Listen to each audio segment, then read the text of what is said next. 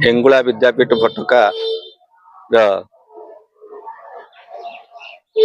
मो दीर्घ 34 वर्ष धरी कार्य कर सारिबा परे आज मोर होची अंतिम दिवस। से अंतिम दिवस रे ए विद्यालय पुरातन छात्र, अध्ययनरत छात्र, विद्यालय परिचालना कमिटी, विद्यालय एसएमसी एवं सर्वोपरि मो विद्यालय रे अधुना कार्य करुथिबा समस्त शिक्षक बंधु मानकर सहयोग रे उद्यम रे अक्लांत मासे धरी परिश्रम करिथिबारु आज ए कार्यक्रम वर्तमान चालू रही।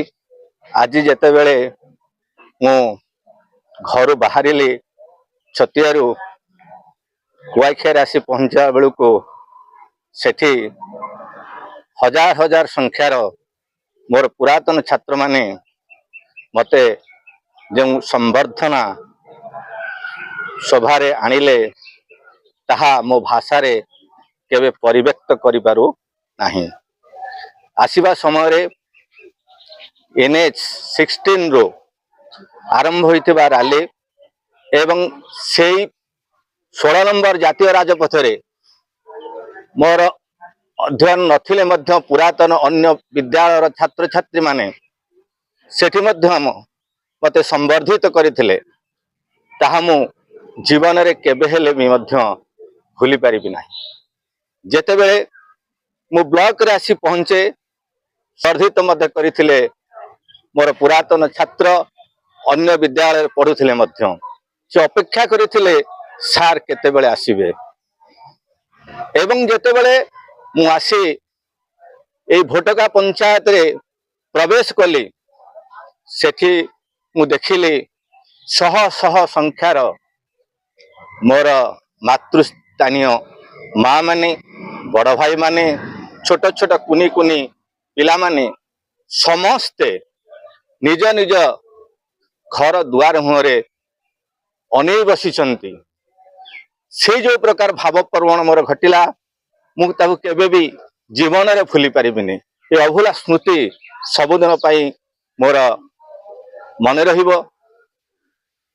एवं आ गोटे कथा मोर जो बंधु माने जाजपुर जिलार बंधु माने थिले से मध्य आसी से रैली रे मध्य बरी ब्लॉक, बरचना ब्लॉक, दानगदी ब्लॉक पढ़ुली 3 वर्ष ये पढ़ी सर बहुत किसी शिक्षा पाई।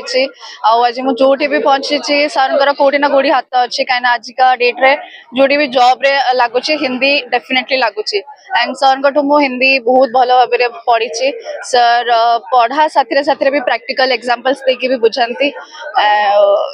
Thank you. बहुत मिस कर बस खाली आखिरे लुह नहीं बट बहुत अंतर बहुत कांद आसूची एंड बहुत मिस करू। जड़े सर कम ही जाऊँ पुणी बहुत मिस करू जगह तो कहीं नहीं पारे बट आम बहुत मिस करू।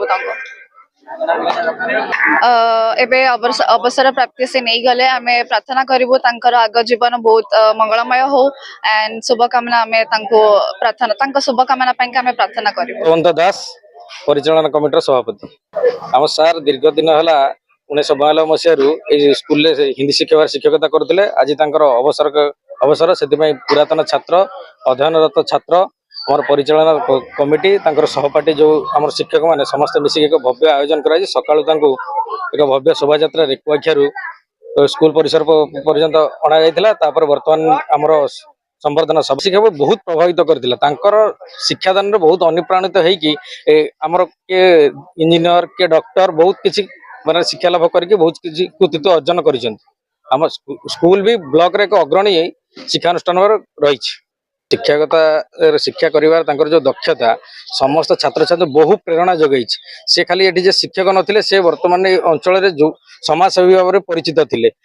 जो कार्य प्रणाली समस्त बहुत प्रकार से जो शोभा यात्रा आसुले गाँव आबाल वृद्ध वनिता भव्य स्वागत भी करुले। जना पड़ी शिक्षक अवदान स्कूल प्रति केते थिला।